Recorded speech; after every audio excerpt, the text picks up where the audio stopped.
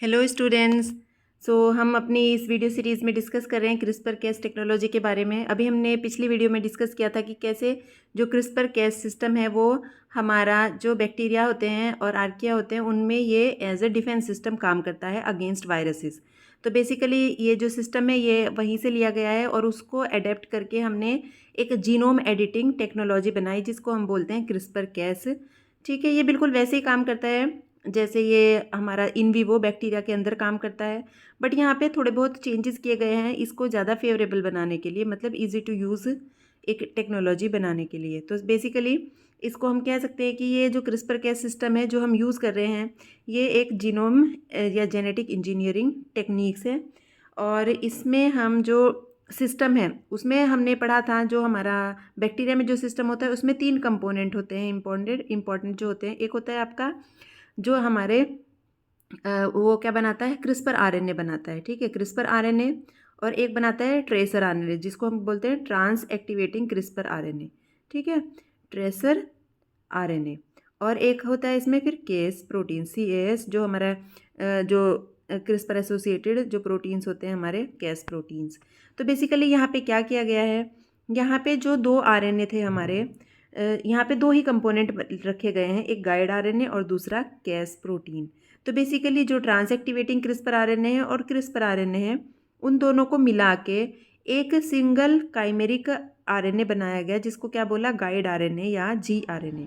ठीक है, तो बेसिकली वहाँ पे 2 आरएनए होते हैं, दोनों आपस में मिलके गाइड आरएनए बनाते हैं। ठीक है, एक स्ट्रक्चर बनाते हैं जो यहाँ पे फिर जो केस प्रोटीन है वो कट करता है। यहाँ पे हमने दोनों आरएनए को आपस में जोड़ दिया है और एक गाइड आरएनए बना दिया है। तो कैसे काम करता है ये हमारा जो टेक्निक है, सपोज़ ये आपका टारगेट DNA है। ठीक है, टारगेट DNA पे जाके ये जो गाइड आरएनए ये सिंगल ही रहेगा। ठीक है, इसमें एक लूप होता है जो आपस में यहाँ पे ऐसे बाइंड रहेगा। ठीक है, ये वही स्ट्रक्चर सेम देने के लिए जैसी हमारी जो बेसिक हमारा जो फिनोमिना है जो बैक्टीरिया के अंदर मिलती है, जो टेक्निक वो कैसे कट करता है इन विवो, सेम वैसा ही यहाँ पे फॉलो करते हैं हम।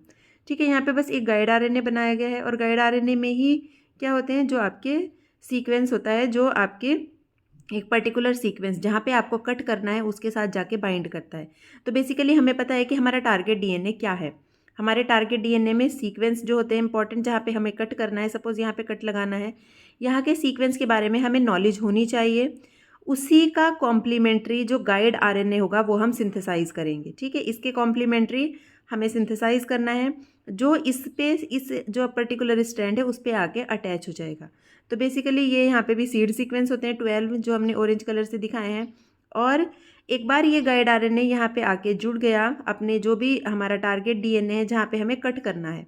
ठीक है, सपोज़ यहाँ पे हमें कट करना है, हमारा टारगेट DNA इस पे आके जुड़ गया एक बार, यहाँ पे फिर आपका जो केस प्रोटीन है वो आके जुड़ जाएगा। बिकॉज इसको फिर जहाँ पे भी ये DNA RNA हाइब्रिड इसको मिलता है ये यहाँ पे कट कर देता है। ठीक है, क्योंकि ये जो सिंगल गाइड आरएनए है ये इसको गाइड करेगा कि ये आके यहाँ पे अटैच हो जाए और फिर जो केस प्रोटीन है वो आपका डबल स्टैंडर्ड कट लगा देगा आपके DNA में।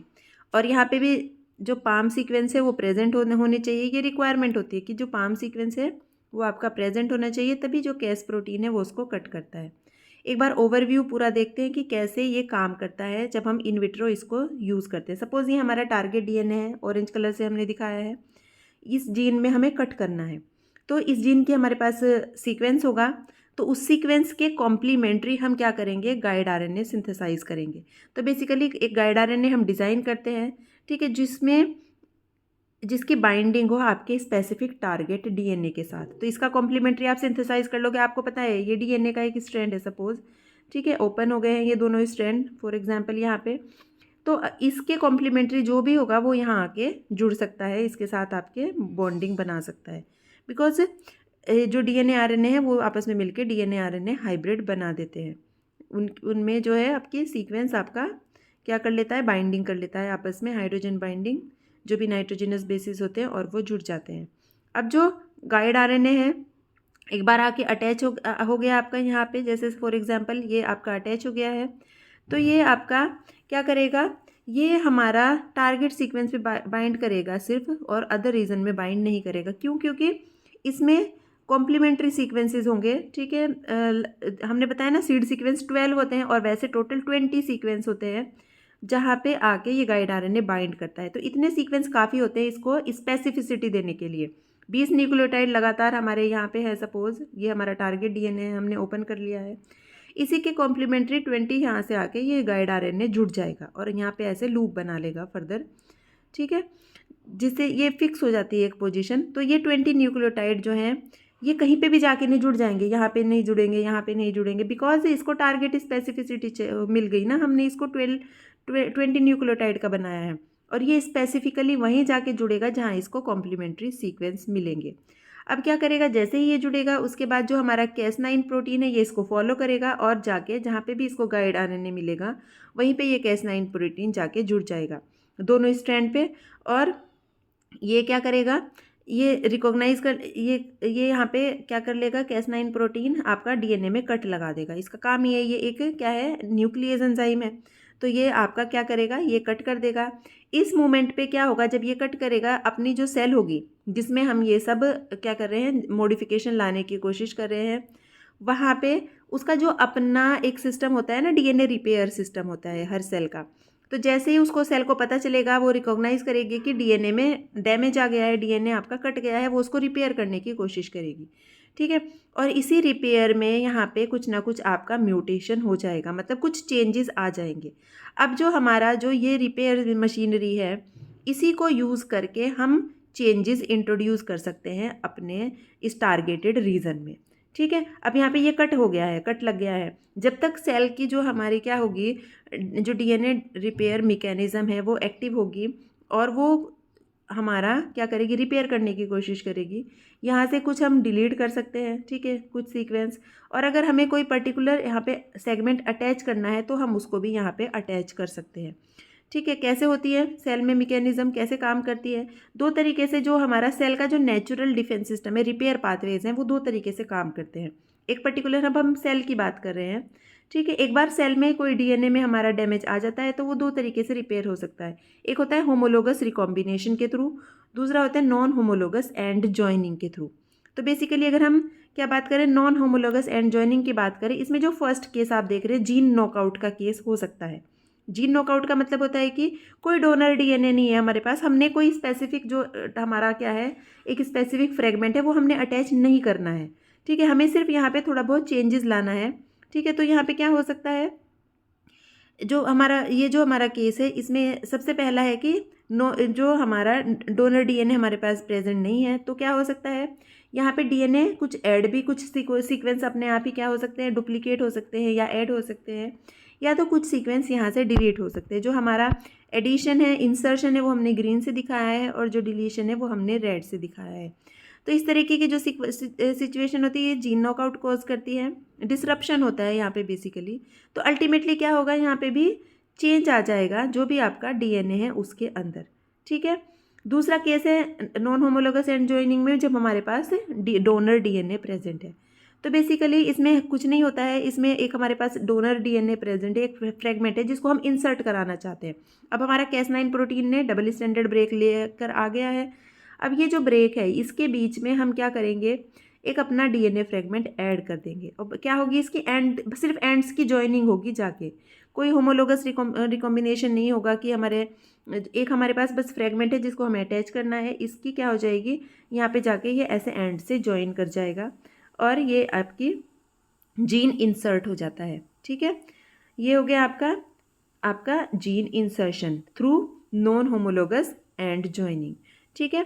तीसरा जो केस है आपका होमोलोगस रिकॉम्बिनेशन में, आपके पास डीएनए डोनर डीएनए प्रेजेंट है, आपका क्या करोगे, यहाँ पे जीन मॉडिफिकेशन करना है, बट आपका ऑब्जेक्टिव क्या है कि पूरा जीन इंसर्ट नहीं करना चाहते हो, थोड़ा बहुत इसमें इंसर्ट करके कोई पर्टिकुलर न्यूक्लियोटाइड पेयर, आपने 10 न्यूक्लियोटाइड 20 न्यूक्लियोटाइड इसके अंदर सिर्फ डालना चाहते हो आप, जिससे कि ये जब पहले जो जीन था इसमें थोड़ा बहुत मॉडिफिकेशन आ जाए। बिकॉज अगर ये ऐसे का ऐसा ही सेल इसको रिपेयर कर देगी, ठीक है, तो क्या होगा, आपका फिर से वही जीन बन जाएगा जो आपने जिसमें मॉडिफिकेशन करना आप चाहते थे। यानी जीन एडिटिंग तो कुछ हुई नहीं ना, फिर एडिटिंग के लिए आपको क्या करना पड़ेगा, आपको सपोज आप कुछ छोटा मोटा आपका जीन मॉडिफिकेशन कैसे करना चाहते हो, आप थोड़ा सा फ्रेगमेंट इंसर्ट करना चाहते हो, बट किसके थ्रू? नॉन होमोलोगस रिकॉम्बिनेशन के थ्रू। तो होमोलोगस रिकॉम्बिनेशन में हमें क्या करना पड़ता है? बड़ा एक फ्रेगमेंट लेते हैं जिसमें यहाँ पे और यहाँ पे क्या होता है, कॉम्प्लीमेंट्री कुछ सीक्वेंस होते हैं जो होमोलोगस रिकॉम्बिनेशन कर सकते हैं। ठीक है, तो इसको पढ़ने के लिए समझने के लिए आपको थोड़ा बहुत आपको ये होमोलोगस रिकॉम्बिनेशन क्या होता है, मतलब डीएनए रिपेयर का थोड़ा सा पाथवे आपको पढ़ना पड़ेगा, बेसिक आपको उसका पढ़ना पड़ेगा। बस आप इतना सोच लीजिए कि जो होमोलोगस रिकॉम्बिनेशन होता है उसमें यहाँ पे क्या होते हैं, सीक्वेंस प्रेजेंट होते हैं जो आपके क्या करते हैं, एक दूसरे के साथ रिकॉम्बिनेशन करते हैं। मतलब यहाँ से सीक्वेंस यहाँ आ जाएगा और ये जो ऐसे समझ लीजिए जैसे क्रॉसिंग ओवर होती है। ठीक है, क्रॉसिंग ओवर में क्या होता है, जैसे ये क्रोमोजोम है, इसका दूसरा क्रोमोजोम है, तो ऐसे करके ये क्रॉसिंग कर लेता है और इधर का जो सीक्वेंस है ये वाला, ये इसमें अटैच हो जाता है और इधर वाला जो इस वाले क्रोमोजोम का जो सीक्वेंस है ये टूट के इस वाले क्रोमोजोम में अटैच हो जाएगा। ठीक है, ऐसे ही इसमें क्या होगा, जैसे आप इसको समझ लीजिए कि आपका डबल क्रॉसिंग ओवर हो रहा है ये एक तरीके से। ठीक है, जैसे आपको पता है कि डबल क्रॉसिंग ओवर में क्या होता है, जब एक ही आर्म में सपोज 2 बार क्रॉसिंग ओवर हो गया, एक बार ऐसे यहाँ पे क्रॉसिंग ओवर और फिर एक बार यहाँ से क्रॉसिंग ओवर हो गया, तो क्या होगा, ये जो बीच का पार्ट है ये इस क्रोमोजोम में जाके अटैच हो जाएगा। ठीक है, और इसका जो ये वाला पार्ट है और ये वाला पार्ट है ये दूसरे क्रोमोजोम में जाके अटैच हो जाएगा। ऐसे ही सेम यहाँ पे है कि जब ये होमोलोगस रिकॉम्बिनेशन होगा यहाँ से ये बीच का पार्ट जाके यहाँ अटैच हो जाएगा ऐसे करके। ठीक है, इधर से भी रिकॉम्बिनेशन हुआ, ये पूरा पार्ट आ गया सपोज। ठीक है, अब यहाँ से भी रिकॉम्बिनेशन हो गया, फिर ये बस बीच का जो पार्ट है वही यहाँ पे इंसर्ट हो जाएगा। आप देखोगे कि यहाँ पे ये पार्ट आपका इंसर्ट हो गया है और बाकी ये आपका डिलीट हो जाएगा, बाहर निकल जाएगा। ये हो गया जीन मॉडिफिकेशन। और कभी कभी आपको पूरा कंप्लीट जीन भी इंसर्ट कर सकते हो आप थ्रू होमोलोगस रिकॉम्बिनेशन। तो ऐसे ही ये कट लग गया है, यहाँ पे कट लगने के बाद ये यहाँ पे ये इसने रिकम्बाइन कर लिया इसके साथ, यानी यहाँ से ये जीन अंदर चला गया और फिर इसने यहाँ से भी रिकम्बाइन कर लिया, फिर ये आपका ये दोनों फ्रेगमेंट बाहर रह गए और ये जीन आपका इंसर्ट हो गया। तो इनमें से जो भी मशीनरी आपको सूटेबल लगती है आप इसको यूज़ कर सकते हो अपने मतलब जिस टाइप का मॉडिफिकेशन आपको चाहिए। अगर आपको कंप्लीट जीन इंसर्ट करना है तो आप दोनों तरीके से जा सकते हो, नॉन होमोलोगस एंड जॉइनिंग से भी और होमोलोगस रिकॉम्बिनेशन से भी। ठीक है, और अगर आपको मतलब आपको क्या करना है, सिर्फ थोड़ा बहुत चेंज क्रिएट करना है तो आप जीन नॉकआउट भी जा सकते हो। फिर आपको ऐसी सिचुएशन सेल में बनानी पड़ेंगी आफ्टर क्रिस्पर कैस, जब कैस अपना काम कर देगा, आपका वो दोनों वो मतलब स्पेसिफिक कट लगा देगा एक स्पेसिफिक जगह पे, तब आपको ऐसी सिचुएशन इन्वायरमेंट क्रिएट करना है सेल के अंदर कि उसमें कुछ ना कुछ या तो डिलीट हो जाए पोर्शन या कुछ इंसर्ट हो जाए। या तो फिर आपको अगर होमोलोगस रिकॉम्बिनेशन के थ्रू जाना है तो आप इसमें क्या कर सकते हो, जीन मॉडिफिकेशन के लिए थोड़ा सा पार्ट कुछ इंसर्ट कर सकते हो और कंप्लीट जीन भी इंसर्ट कर सकते हो। तो इस तरीके से हम क्या करते हैं, एक टारगेटेड जेनेटिक इंजीनियरिंग करते हैं, जीन मॉडिफिकेशन करते हैं। ठीक है, और ये हम इसको क्या यूज़ करते हैं, क्रिस्पर कैस तो यूज़ करते ही हैं, और बस क्रिस्पर कैस का काम होता है एक स्पेसिफिक जगह पे कट लगाना, क्योंकि डीएनए में हम कहीं पे भी स्पेसिफिक जगह पे कट नहीं लगा सकते ना। ऐसे अगर हमें कट लगाना होता है तो हम एंडोन्यूक्लियस का यूज़ करते हैं, और आप सबको पता है कि जो रेस्ट्रिक्शन एंडोन्यूक्लियस होते हैं वो पैलिंड्रोमिक सीक्वेंस पे ही कट करते हैं।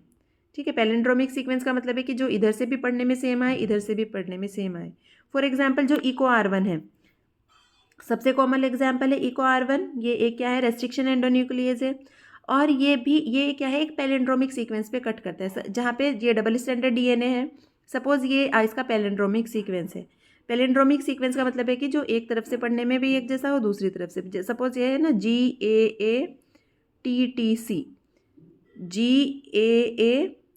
GAATTC, तो दोनों तरफ से पढ़ने में सेम आ रहा है, और क्योंकि ये कॉम्प्लीमेंट्री होते हैं ना, C के अपोजिट हमेशा G लगता है, T के अपोजिट A होता है, फिर T के अपोजिट A के अपोजिट T होता है, यानी एडेनिन के अपोजिट थाइमीन होता है, और ग्वानिन के अपोजिट साइटोसिन होता है। तो इस तरीके के सीक्वेंस चाहिए हर एक एंजाइम को काम करने के लिए, रेस्ट्रिक्शन एंजाइम्स को काम करने के लिए।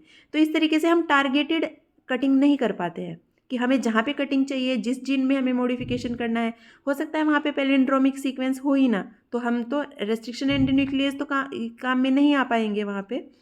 इसीलिए हम क्या करते हैं, हम ये क्रिस्पर कैस टेक्नोलॉजी यूज़ करते हैं और अपनी टारगेटेड जगह पे हम क्या कर देते हैं, कट लगा देते हैं।